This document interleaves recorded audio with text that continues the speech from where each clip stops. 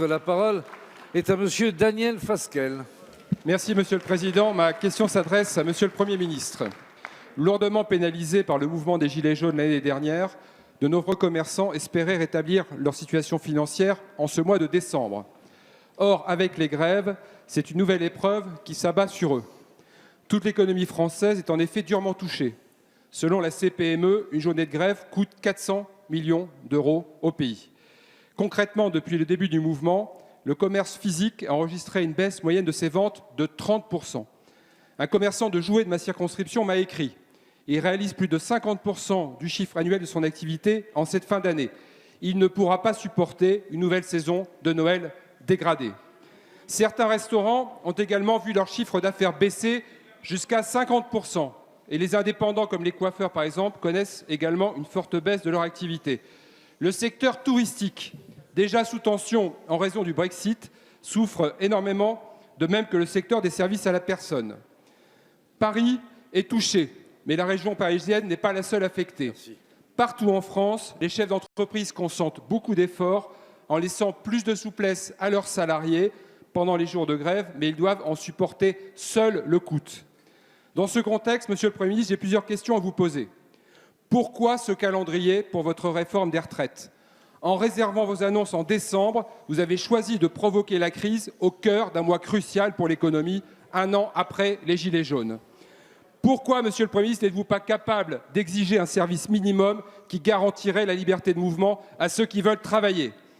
Enfin, au-delà d'un simple report des dettes sociales et fiscales, quelles mesures concrètes allez-vous prendre pour venir au secours des entreprises du pays plongées dans la difficulté en raison de votre incapacité à mener à bien cette réforme des retraites ? Merci, Monsieur le député. La parole est à Madame Agnès Pannier-Runacher, secrétaire d'État auprès du ministre de l'Économie et des Finances. Merci, Monsieur le Président, Mesdames et Messieurs les députés. Monsieur le député Fasquelle, je veux d'abord dire que je partage avec vous effectivement l'inquiétude des commerçants, qui est une inquiétude moins fondée sur ce qui s'est passé jusqu'ici que sur le fait de ne pas vouloir voir répéter le difficile mois de décembre de l'année dernière.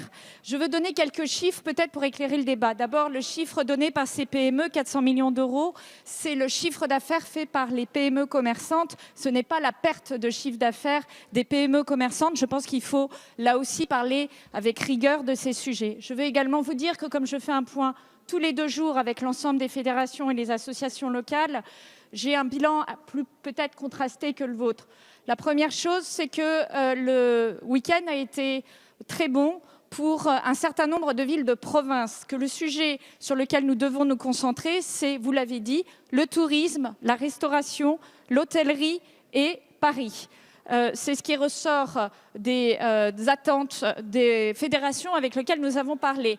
En termes d'attente, leur première attente est que nous réactivions, je partage avec vous cette information puisque je la partage avec CMA France, avec des associations, avec la fédération. C'est une information fondée sur le terrain puisque, comme vous le savez, nous avons à cœur d'entendre ce qui nous est dit.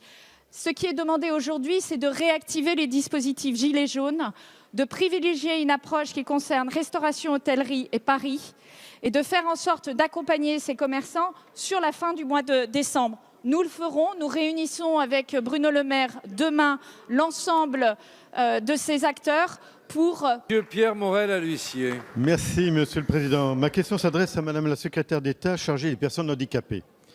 Depuis plusieurs années, les politiques